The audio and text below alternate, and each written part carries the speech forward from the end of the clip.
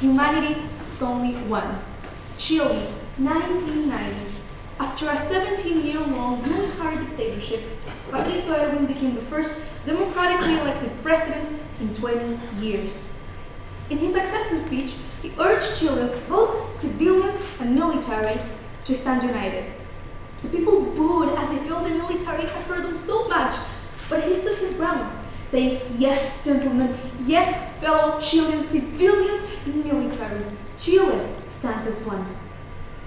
35 years later, I feel deeply inspired by these words. In such a divided country that we wasn't strong enough to see the most important thing, to move forward, to improve, we must stand united. This is not only true for Chile, but for all of humanity. The unity that mankind holds, although young, has already accomplished so much, and it should continue to do so. One example of this power is the aftermath of the discovery in 1985 of a hole in the ozone layer. We recognized that man-made chemicals had hurt what was there to protect us from UV light from the sun, potentially increasing the risks for the population to develop cancer. So, we took responsibility and united to revert it. For this, the United Nations created the Montreal Protocol, which regulated the production and consumption of these substances, and recognized the issues that come from damaging the ozone. North Korea, Israel, Russia, the US, China, all 197 UN states have signed and obliged by it, united. And these efforts proved to be successful. In March 2025, the MIT study fingerprinting the recovery of Antarctic ozone showed, using pattern-based detection and attribution methods, that the ozone is healing because of the changes of the Montreal Protocol.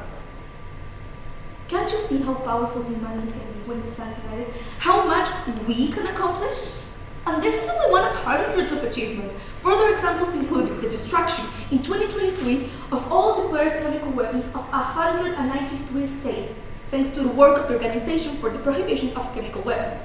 Or the successful Water for Life UN Water Project, which in just 10 years provided 1.3 billion people with safe water. And yet, despite all of this, our effort, our power, our triumphs, humanity's unity is being threatened. Hate is getting stronger and polarization is growing.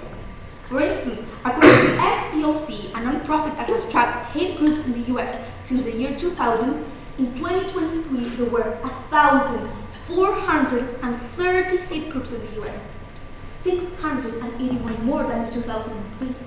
And this is not an isolated phenomenon, as the political center has also shrunk from 49% in 2004 to 39% in 2014.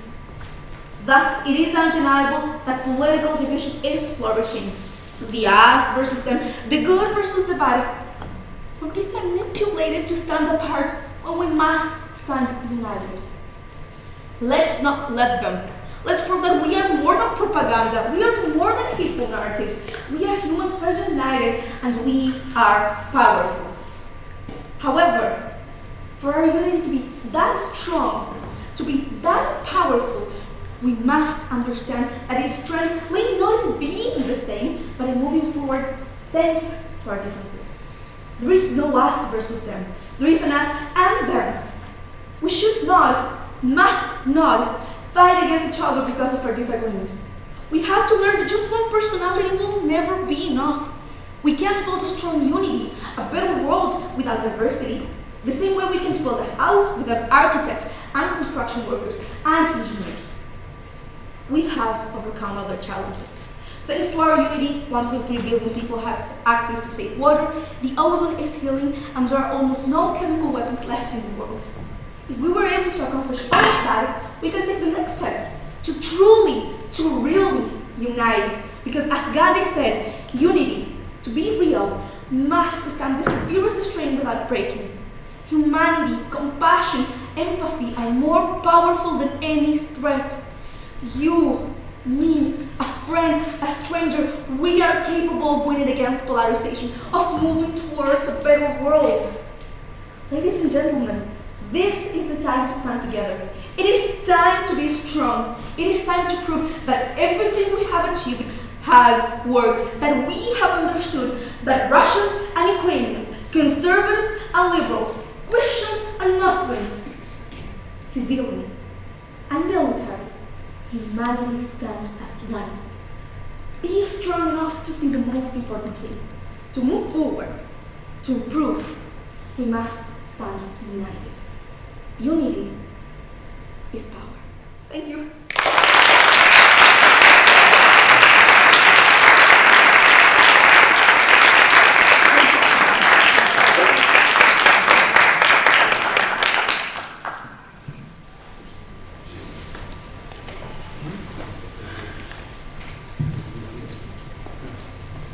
Elisa.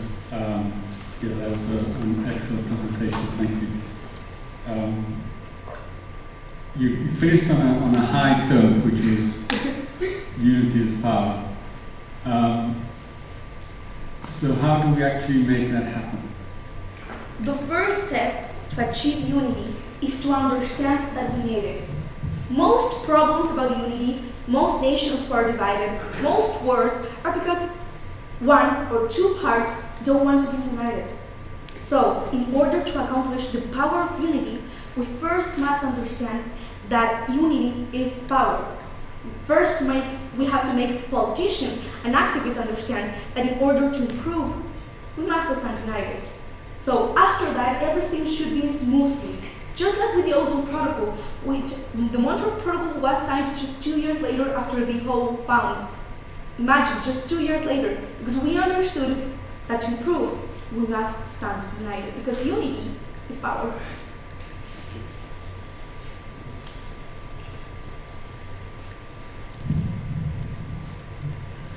Thank you. That was an excellent speech. And the question that I have, you have actually addressed a little bit with your previous answer, but I wonder if you could talk a little bit more. I wonder, because as you said, there are some people who do not believe in this notion of unity. They do not see how they would benefit from it. So how do you try and pull those people in to this unified society that you described? Actually, my goal with that speech was to make people in this room want unity and understand that unity is power. The first thing to make people understand is to put pressure on the ones who don't, is to improve and spread the word, like if you're Christians, spreading the evangelic. But we must spread the word that unity is power, because every person that we say it, every person that is convinced can convince another one. And every time that we have put pressure into governments in the good way, like in South Africa with Nelson Mandela or in India with Mahatma Gandhi, we have accomplished what we want. So the first thing that I want to achieve with this goal is to make everyone in this room understand the power of unity, and to make everyone in this room share the power of unity, and discuss with their families, and convince people that that is what is needed. Thank you.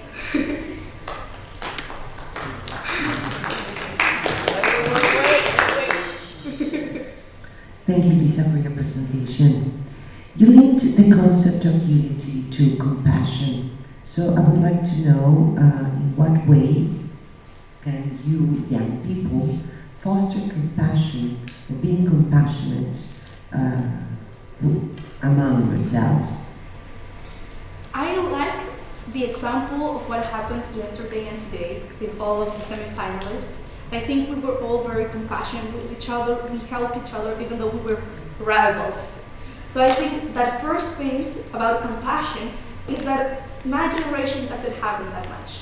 Cristobal, who is the winner of last year, talked about how the national competition was very not compassionate. He didn't really make friends in there. But I think that we can change that little by little, just by showing that this group was different, just by being different, and trying to make people more compassionate. Try being compassionate. Try using empathy. Try understanding what makes people be like they are. Most young people are like that, but not all. And that has to change. And that is what I wanted to my speech. To change a little bit, a little mind, somewhere, someone in this room. Thank you.